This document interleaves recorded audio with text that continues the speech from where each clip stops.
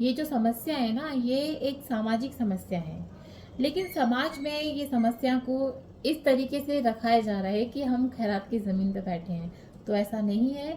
ये ज़मीन उतनी ही हमारी है जितनी कि कोई सेल डीड करके आता है।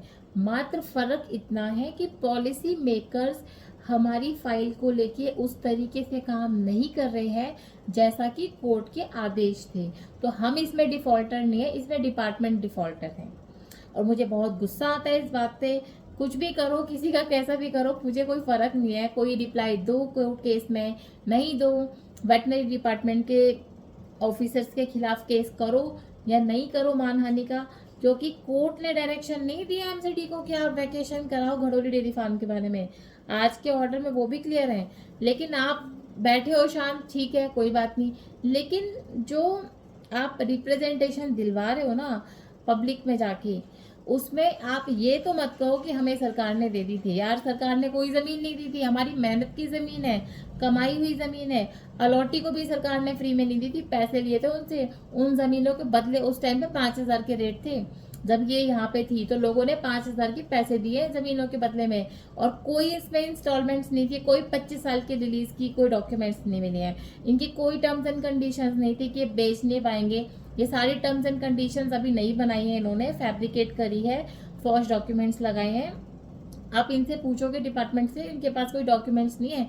सन 2000 में भी सरकारी डिपार्टमेंट जो एमसीडी था उसके पास कोई ऐसी पॉलिसी नहीं थी कि इसे बेच नहीं सकते, रख नहीं सकते, ये सरकारी ज़मीन है।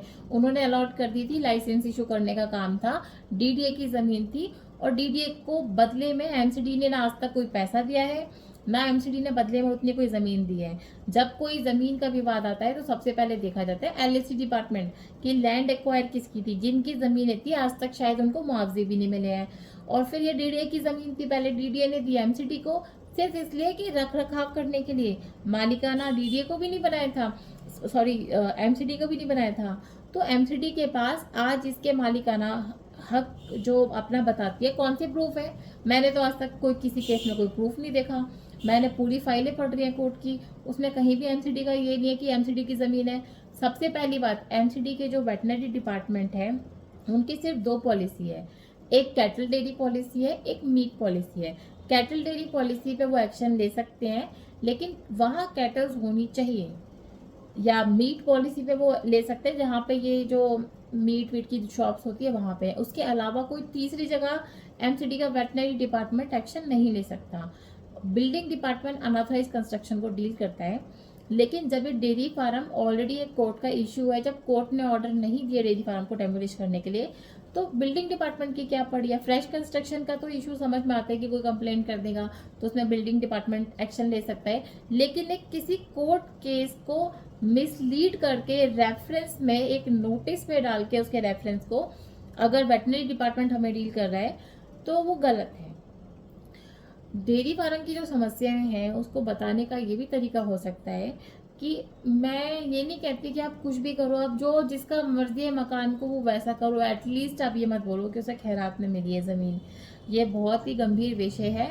अगर इस तरीके से हम अपनी ही ज़मीन को खैरात में या गिफ्टेड शो करेंगे ना, तो लोग हमारी सिंपैथी गेन नहीं करेंगे, इससे हमें ही नुकसान होने वाला है।